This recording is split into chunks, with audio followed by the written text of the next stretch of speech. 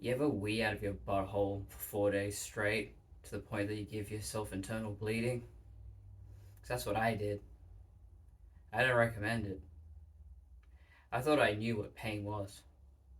I was hit by a car. I thought I knew. No. No, there are new, deeper, fresher layers of hell to experience.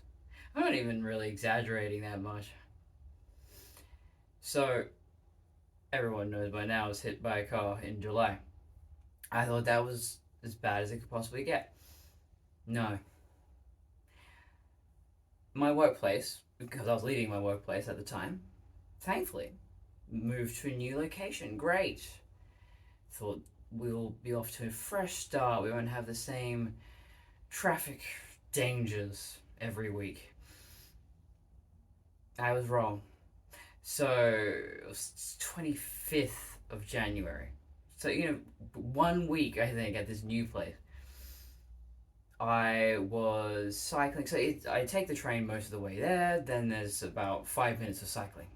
Shouldn't be an issue. Very quiet back roads. It's an industrial area, so there's no sidewalk for me to cycle on. I have to go on the road. I'm not too keen on that, but I start work at 7 a.m. and I finish at 1. So they're not peak hour traffic times, right? So I'm going to the cul-de-sac where my workplace is. So I think there's no danger, completely quiet street. I was chasing after one of my other co-workers. She was in her car, and I thought, oh, I'll just ride behind her and try to catch her. Out of nowhere, there's one car parked on the street, and this dickhead, not paying any attention. You're parked on the street. What do? You have to look out your side mirrors, make sure when you're opening the door, you're not going to open it onto a car, you're not opening it onto pedestrians. This guy, well, I mean, he seems like a complete moron anyway when I actually talk to him, but yeah, he opens the door right onto me. I'm cycling at full speed, and he just sends me flying and broke that finger, and then there's not so much of a wound now, but it was really bad. So I continued working for the rest of the day. Well, I should say, I was thrown to the ground. Thankfully, I'm wearing a helmet, and I'm just writhing around on the ground. And this dickhead's like, "Are you okay? Are you okay? Are you okay?" Doesn't touch me, doesn't do anything, doesn't go to call 000. Just stands there like a fucking goldfish. Are you okay? Are you? Jesus. If I had actually hit my head, if I was dying, and he was the only one around, because he was the only one around, I'd be screwed. I'd be dead by now.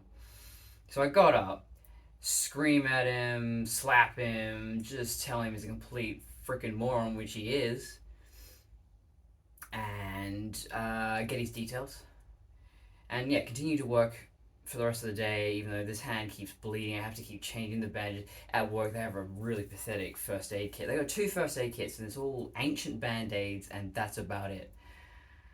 So yeah, I tell my mother, and well, she tells me off for saying, "Oh, you should have phrased it differently. You shouldn't just call me and start with, I was hit by another car. You almost gave me a heart attack." Really? I mean, that's your complaint. Not that I was hit by a car or a, the door of a car hit me. Why the legal terminology anyway? So after work, she takes me, to her credit, she rings around and finds me a GP who will take me right away and then gets me an x-ray right away. We're only out for maybe an hour or two. We get it all done. And they were telling me that I need to go to the emergency room because they couldn't tell me what was actually wrong with my finger. They weren't allowed to tell me the results of something. I think, oh, you might need a metal. Oh god, I got one in my leg. But yeah, I need to get another pin. And that's the thing. So I've got metal in my leg, and then they're telling me I'm going to need more metal here. I'm just going, am I becoming a cyborg now? That's what I wanted to be many years ago, but not anymore. But it's just happening unintentionally. I'm becoming RoboCop. But yeah, so I go to the GP around the corner. He's not great. He is very dismissive, possibly misogynist. Just everything my mother and I say, he dismisses, and just I've never seen the man smile. I don't know if his facial muscles are capable of that. Um, But yeah, he's bandaging me up and all that, and then I see the little syringe on the desk for wheel around little trolley thing, um, and I'm thinking, is that a needle for me? And I don't know when he picks it up, and he's going towards my arm. I'm thinking, what is this? And he said, oh, you need a tetanus shot. I said I don't think I need it. I think I had one in hospital. But he goes ahead and does it anyway. But I was freaking out, not because of the pain. I'm very clearly very used to pain by now. No, it's because the last time I had a vaccination was a COVID vaccination. And I ended up in the emergency room because I couldn't, I would go from lying to sitting, sitting to standing. And every time I moved like that, I felt like I was going to pass out. So, very traumatic experience. Don't want to have to go through that again. And, well, next few days was fine. Seemed perfectly fine. I was, I my goal for the new year is draw for an hour a day, practice Japanese for an hour a day, and write for an hour a day. Working on my memoir. I'm actually I've hit the 100-page mark, guys. So it's doing really well. And then, not last Wednesday, but the Wednesday before. Um, wait, no. Yeah, so no, not last Wednesday, the Wednesday before. I was hit by the car. It's very hard. I can't look at my calendar because I'm recording on my phone, so gotta stay hydrated. Yeah. So today is Sunday. So no, it was last Wednesday, early hours of the morning. It was 1 a.m.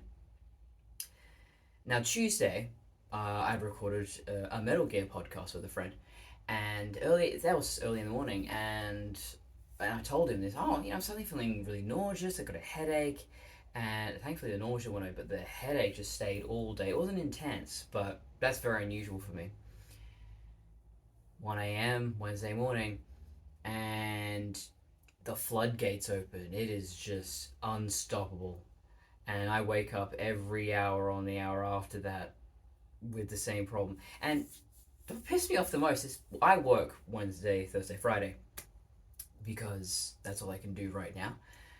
So you tell me the entire time I had off, I was fine, and now I can work. I I can't work. The days I'm supposed to work, I can't work. There you go. And yeah, it did not let up for that. Normally, I am prone to upset stomachs because of my immune issues, and I'm a carnivore. I have to have a very strict carnivore diet, and I'm also very careful. I have a meat thermometer. I always make sure everything is cooked to the right temperature. I'm very very careful. So I didn't think it was food poisoning, and I wasn't vomiting. I haven't vomited. Well, I'm not sure if I vomited in the hospital or not. I don't remember. Otherwise, vomit free since 2003, and I will hold to that record. So I'm not prone to vomiting anyway, but I haven't had food poisoning, so I don't know. I don't think that's the case. I immediately think it has to be the tetanus shot because I've got this fever. I have all these intense body aches and pains. It's like really intense pain, worse than when you exercise and your muscles. No, this was like being hit by a car. Um, and so yeah, I don't go to work that entire 3 days, I should say. Friday, I go back to that GP who is useless. But I could walk across the bridge. He's right there. I didn't want to have to get on a bus. I didn't want to deal with anything. I didn't know when I was going to have another explosion. Because, yeah, the Imodium, normally, take one, fine. I don't even have to take two. Take one, I'm done. And I don't have to take any more throughout the day. That'll set me right. No. I went through the entire packet and did nothing. And I'm taking painkillers. I'm taking Buscopan. Nothing's doing anything. I'm in so much pain and there's no relief. I go to this GP and at least, he takes my temperature, my blood pressure, all of that. He said, well, it doesn't look like you're dying. So just keep an eye on it, and if you're not better in a few days, come back to me on Sunday, which today is Sunday. I don't need to go back to him because yesterday morning I woke up and I was pissing blood out my ass. That's new. My middle brother had, I think it was diverticulitis or something. I can't remember what you call it.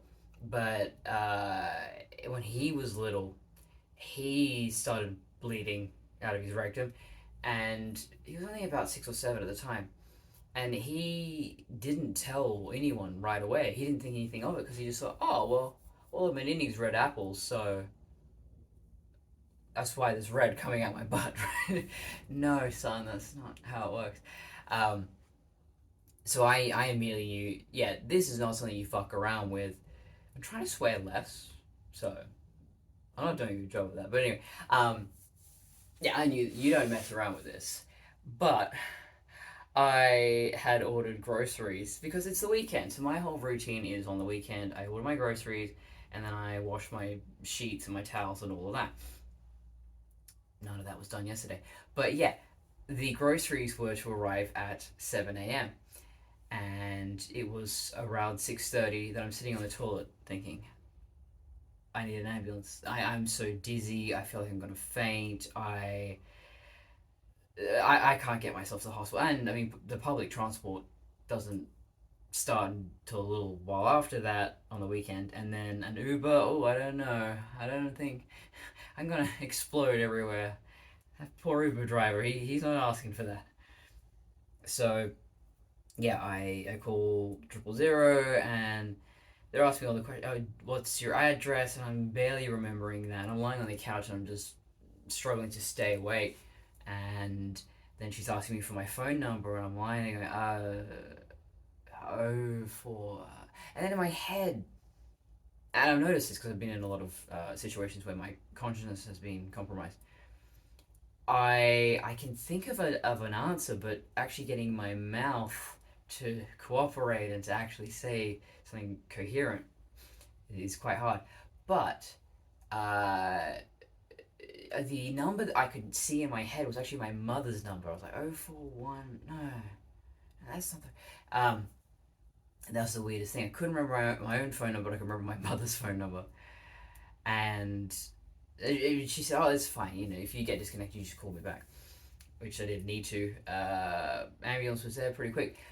In the meantime, I'm thinking, okay, so what do we do at the groceries? Because it's too late for me to say leave unattended or leave a note saying give it to my neighbors or just come back another time. Or no.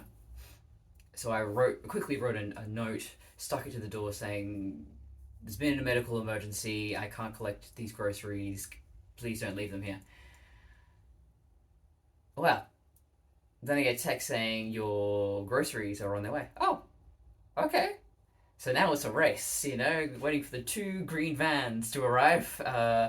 And actually, the Woolies, this is Woolworths delivery van, stops outside my house and then goes around the loop because it's my house has a really weird address. It used to be a different address and then they've changed and changed the number. It's really confusing. So he stops there and he goes around and I go, oh, you're cutting it fine, buddy. Then the ambulance goes past my house and misses it. Okay, this is exciting.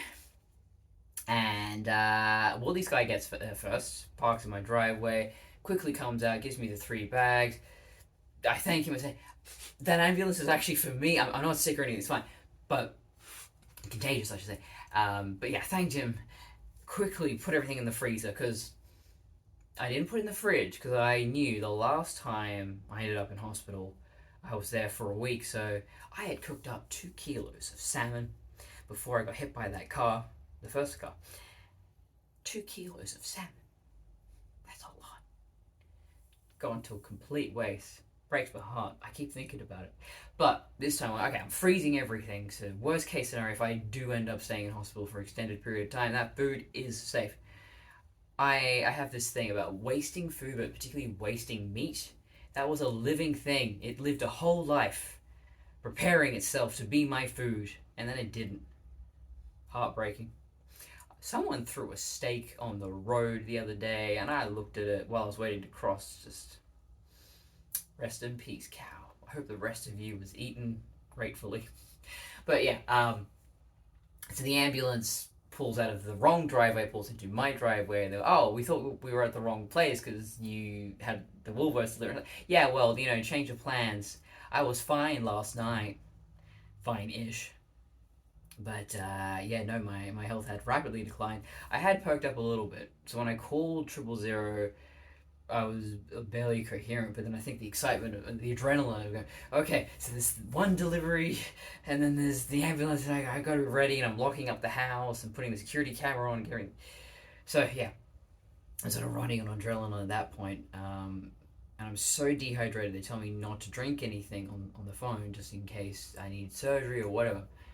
Um, but the ambulance, the ENT, she pointed to my the pink magenta period dress you've seen in the background of other videos.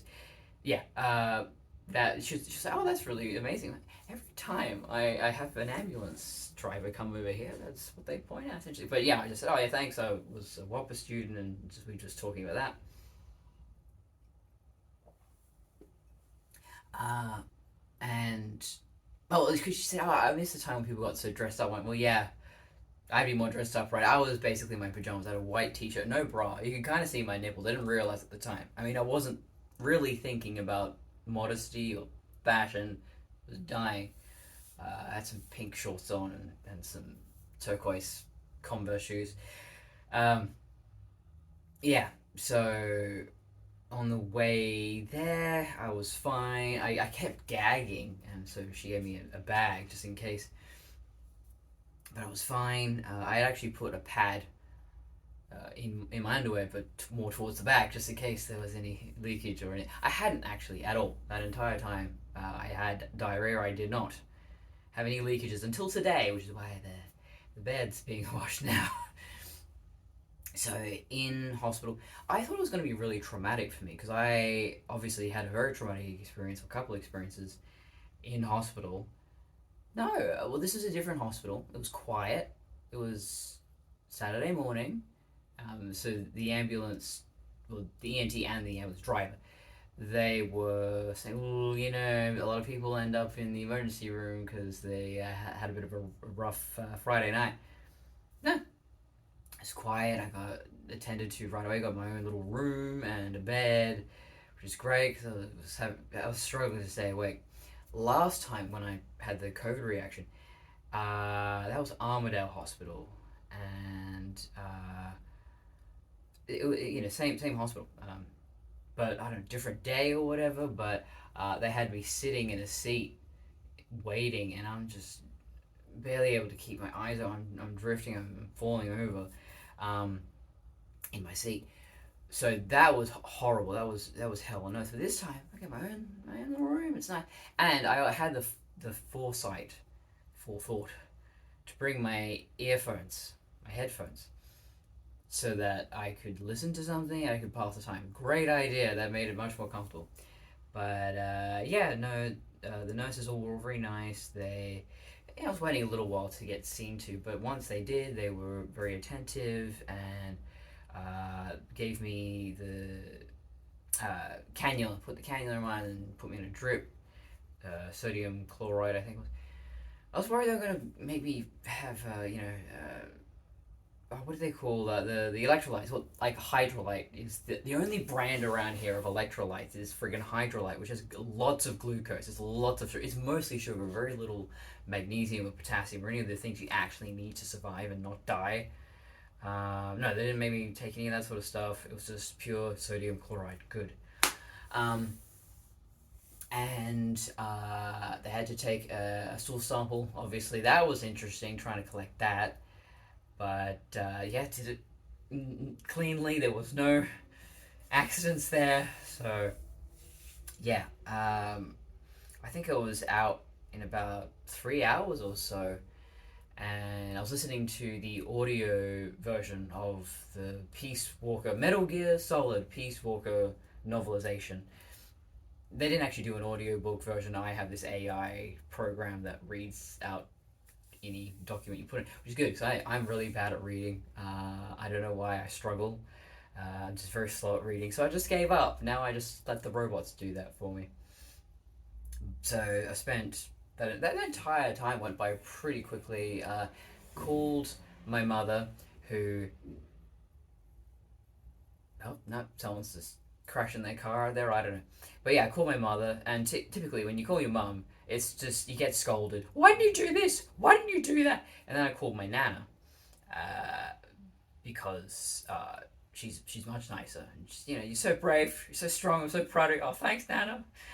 So from now on, I'm just gonna talk to my nana, not to my mother. So, um, well, I was texting mum the whole time, and she didn't get back to me. I thought that's really weird.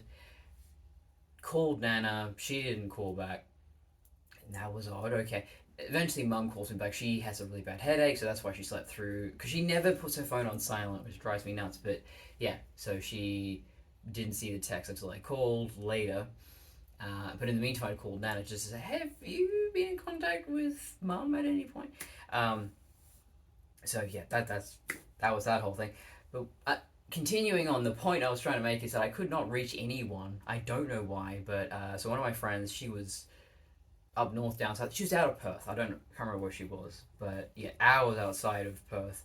So unable to help me. She didn't even see my text until late in the afternoon when I gotten home. And then another mate of mine who normally doesn't work on the weekend, and he's normally, if you need any help, if you need a lift, he is right there. No, this day I could not reach him, which is weird.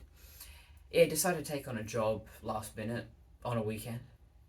Oh, okay, great. So when I'm discharged, I look at the bus stop because it's a bus that goes from that hospital right to my house. Perfect. I have to wait half an hour for it, and it's really hot, really humid. Oh, fuck it. So I took an Uber to the train station, and then took the train most of the way home. Oh no, all the way home, I should say. I didn't have to take any connections, and then I had to get all these prescriptions. The hospital doesn't have a chemist, so I had to find another chemist. Thankfully, took the train, took the connecting train, only had to wait a few seconds. Got to the train station near my house. The bus that was going to take me to the chemist was right there, ready and waiting. So, thank God. But I didn't have my crutch this entire time, so I'm just limping around. My leg is killing me, and I wasn't going to go home and then come out again. So yeah, did all that. But once I got those drugs in, oh my god, a lot better. So it's codeine, which apparently is for diarrhea. I didn't know that, and that's helped. And then something for the nausea, something it's basically Buscopan. And I was able to eat. Oh my god, I've barely eaten in days. Because I fast anyway, so that's that wasn't a huge challenge for me. I think if I was running on glycogen, on a carb diet, and having to go an entire day without eating, I think that'd be quite hard. But for me, it's just, I'm feeling a few hunger pangs, but I can push through it, and then it goes away. But I was trying to eat very nutrient dense foods with things that I wasn't intolerant to. Of course, everyone else saying, "Oh, you need to eat really light things. You need crackers. You need nuts." Like those things will make most people's shit, but it will especially make me just it will open up the floodgates even more than they already are. So day one, I had salmon, and it was like my brain was waking up, as one ex-vegan said. Yeah, I clearly needed the nutrients. And then the second day I had steak, and again, this wasn't even a properly prepared steak. Normally I have a whole routine. You let it get to room temperature, and then you dry age just a little bit in the fridge if you didn't do any of that. But because I was just so starving and so sick, I was just, oh my god, this is the best steak I've ever eaten in my life. It wasn't, but it felt like it was. Um, and that was all I would eat. It's just maybe that much food. But I went for a very calorie dense thing, and that is really what helped me survive. I think the whole notion of, well, you don't want fiber, first of all, when you've got diarrhea, but you don't want light things, I don't think. At least in terms of nutrients and all that, because you are passing out all of it. It's not state you need the magnesium and the potassium and all the electrolytes you find, a lot of them found in meat. Anyway, going on my carnivore rant there, but yes, that's what got me through those days, and bone broth. But yeah, I came home from hospital and I had I'm blanking out now. Oh yeah, you'd think I would remember. Oh yeah, it was just chicken. Although I used the air fryer, and I realized actually not a good idea for chicken, so I dried it out a little bit, a little disappointing. But I also had a bit of pork and then the bone broth, which if you put liver, if you're making it yourself, you're making your own bone broth, put liver in there. It really gives it the best flavor. It's not liver flavored. It's just it's intense. It's kind of umami. It's a bit like tomato. I don't know what I'd compare it to, but yeah. So I felt very relieved to be at home and able to eat and not immediately want to throw it up. Not that I ever throw it up, but you just have that gag feeling, and that's not good. It's just in, out, in, out. Oh, reminds me of Guillermo del Toro tells a story, but there are insects. I don't know if all insects do this, but one insect in particular eats, and then that's the way it has a bowel movement. It can't have a bowel movement on its own. It doesn't have any muscles there, so it eats, and then that forces the old food. Ugh. That's essentially what was happening to me for several days. Anyway, I've been ranting for nearly half an hour, but yeah, that's about everything. And so early hours of this morning, it gets worse. I suddenly woken up from a deep sleep, and I didn't even realize. So I went to the toilet. You know, had another explosion, still bleeding, and then I look into my underwear and go, "Oh, I didn't make it. I missed the toilet. I didn't actually see any marks on the bed, but I'm still washing that just in case. Glad I have a mattress protector." The other fun surprise that I woke up to was that I have my period. So I'm just bleeding out of both holes. I'm just oh, and I had vertigo, so I'm sitting on the toilet, realizing that I got shit in my underwear and bleeding out of this other hole. And then as I'm looking at the tiles in front of me, I realize, oh, they won't stop moving. I have vertigo too. Hooray! Yeah, I'm just fucking over it. I was gonna film this video last night. I would have had to wear my eye patch because which made me look more fucked up because when I'm that exhausted, either one of my eyes, not at the same time, but one of my eyes, the eyelid will just not open. Okay, this is how I live now. I look like Guts from Berserk. But yeah, so that is the point I'm at now. This is the epitome of suffering. I have such sights to show you. This is it's like Hellraiser, man. I didn't know it could get worse. It did. Thankfully, I'm doing okay right now. That's why I'm able to film this video and be relatively coherent. Wash the sheets, clean the floors. I've sanitized. I cleaned the toilet. I've just everything is sanitized. So, how's your day going?